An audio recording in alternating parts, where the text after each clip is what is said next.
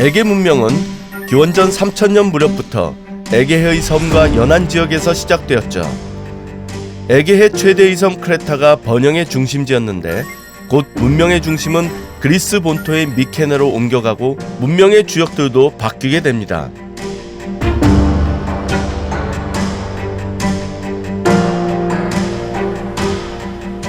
크레타 문명을 이은 미케네 문명은 보다 활발한 해상 활동을 전개하며 동부 지중해는 물론 서쪽으로 이탈리아 반도까지 진출했고 나중에는 그 세력을 소아시아로 뻗어나갔습니다.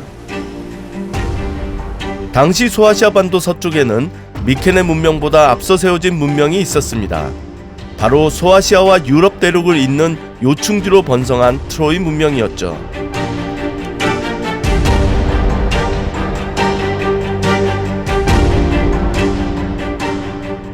하지만 곧 트로이는 에게해의 새로운 강자로 떠오른 미케네와 충돌하게 됩니다.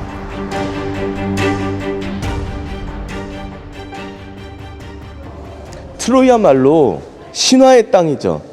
근데 그 신화의 땅은 너무 오랜 세월 동안 수많은 파괴와 약탈을 당했고 그리고 그 문명들은 켜켜이 지하 속으로 사라지면서 쌓여갔습니다. 고대 그리스의 시인 호메로스가 쓴 일리아스와 오디세이에서 전하는 트로이 전쟁은 스파르타 왕비인 헬레네를 트로이 왕자 파리스가 데려가면서 시작됩니다. 이에 아가멤논은 그리스 도시국가들을 규합해 트로이로 출정하지만 10여 년간의 계속된 전쟁은 영웅들의 무덤이 되죠. 결국 트로이 목마 사건으로 그리스가 전쟁에서 승리합니다. 여기 일리아스와 오디세이의 주인공들이 나와 있네요. 아테네아의 여신, 그리고 주인공 아킬레우스, 아가멤논이라고 하는 그리스 총사령관, 그리고 전쟁의 주범인 페리스 왕자. 결국은 지도상으로 잘 나와 있어요. 그리스는 자급자족이 부족했기 때문에 이 트로이 너머에 있는 흑해로부터 곡물을 수입해야 되는 상황이었고, 한마디로 트로이는 어떻게 보면 아테네를 비롯한 미케네를 비롯한 그리스의 목줄을 쥐고 있었던 전략적 요충지였죠. 결국은 전쟁을 통해서 극복할 수밖에 없는 대상이었습니다. 신화가 역사일 수밖에 없는 이유죠.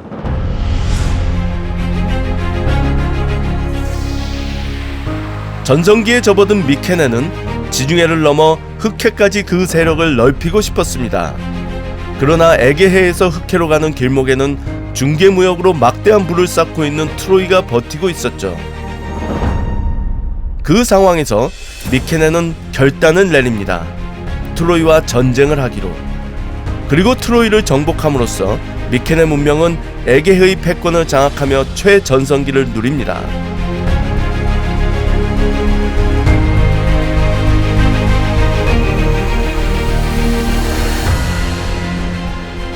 호메로스의 대서사시 일리아스와 오디세이에도 등장하는 트로이 전쟁은 실제 유적이 발굴되기 전까지만 해도 신화 속의 이야기라고 생각됐습니다. 그러다 고고학자 하인리히 슐레이만에 의해 땅속에 묻혀있던 신화가 역사로 바뀌어 현대의 세계로 들어온 것이죠. 인류 역사상 가장 유명한 말 아닐까요? 호모의 일리아스와 오디세이에 승패를 결정지은 그 말이 있습니다. 이곳이 트로이라는 명확한 증거죠. 강력한 그리스의 연합군도 뚫지 못했던 트로이의 견고한 성벽을 허문 역사적인 목마입니다.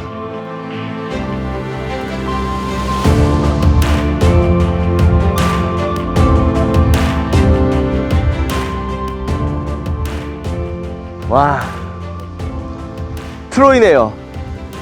그 신화와 전설의 도시 트로이. 근데 사실은 이렇게 폐허밖에 남아있지 않습니다. 하지만 고대 세계에서 트로이는 가장 대단한 도시 중 하나였습니다. 유럽과 아시아 간의 교역로에서 핵심적인 지점을 차지하고 있었기 때문이죠.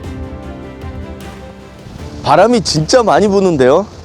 그리고 이렇게 와서 서서 보면 저쪽으로 바다가 보이고 약간 높은 구릉지대에 있는 게 확실히 이곳이 전략적 요충지였을 것 같아요.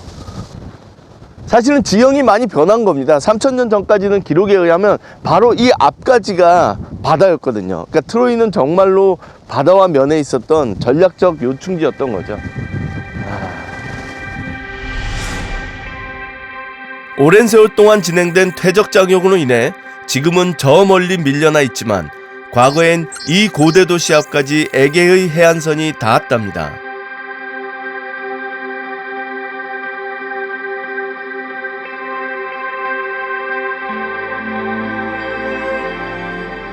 이곳에 자리 잡은 고대 도시 트로이는 독특한 구조를 보였는데요.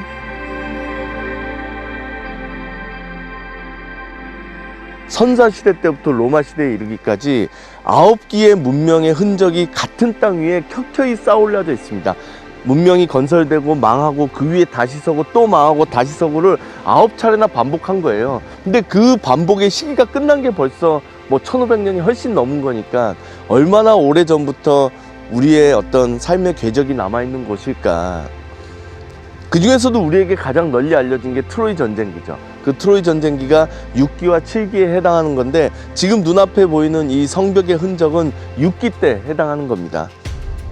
어떻게 보면 신화시대가 역사로 전환되는 그 장소에 제가 서 있는 거죠. 트로이 전쟁은 기원전 1260년경에 시작된 것으로 보고 있습니다. 2년간의 치밀한 전쟁 준비를 마친 미케네의 아가멤논 왕과 그리스 연합군은 드디어 트로이 해안에 상륙했습니다.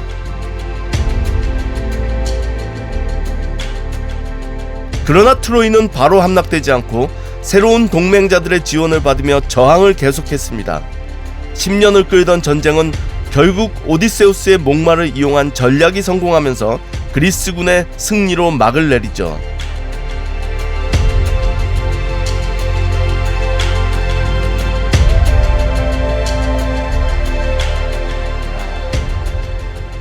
이 트로이가 얼마나 이제 유적이 켜켜이 쌓여 있는지를 보여주는 발굴 현장이 바로 이곳입니다.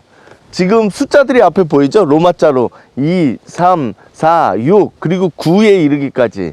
그러니까 3000년이라는 세월 동안 이곳에 있었던 그 문명의 지층을 나타내고 있는 겁니다. 한 장소에서 보이는 각 시대의 도시 유적은 이곳 트로이의 유구한 역사를 적나라하게 보여주고 있습니다. 그 폐허가 된 문명의 지층 위에 또렷이 보이는 로마의 흔적을 발견할 수 있었는데요. 트로이에서 가장 이 카타르시스를 느끼는 그 지점이 바로 지금 이곳 아닐까 싶습니다. 지금 제 왼편으로 보이는 것은 로마 시대 때 만들어진 오데온이라고 하는 이제 극장 건물이죠. 그리고 그 극장 건물이 끝나는 곳에 바로 호모의 일리아스의 배경이 되는 6기, 그 6기의 성벽 터전이 남아 있습니다. 로마와 트로이. 이 두 공간조차도 1500년을 포용하고 있습니다. 호모의 일리아스에 나오는 아킬레우스, 헥토르, 그 영웅들이 바로 신화에 따르면 이 성벽을 둘러싸고 전쟁을 했었죠. 헥토르가 그런 시를 읊었다고 해요. 언젠가는 트로이도 프리아모스 왕과 그를 따르는 트로이의 모든 전사들과 함께 사라져갈 것이다. 아이러니하게도 로마의 장군 스키피오 아이밀리아누스가 카르타고를 멸망시킬 때 이 헥토르의 시를 읊었다고 합니다. 그 옆에 있었던 역사가 폴리비우스가 왜 이 위대하고 기쁜 승리의 순간에 장군님은 이런 슬픈 시를 읊으십니까? 라고 했더니 그 장군의 이야기가 지금 내 가슴을 가득 채우고 있는 것은 승리의 기쁨이 아니라 언젠가는 로마도 카르타고처럼 저렇게 사라져갈 것이라는 걸 생각하니 그 비애감이 더 크다. 지금 이 현장이 그걸 보여주고 있지 않나요? 결국은 스키피오 아이밀리아누스의 예언처럼 로마도 멸망했죠.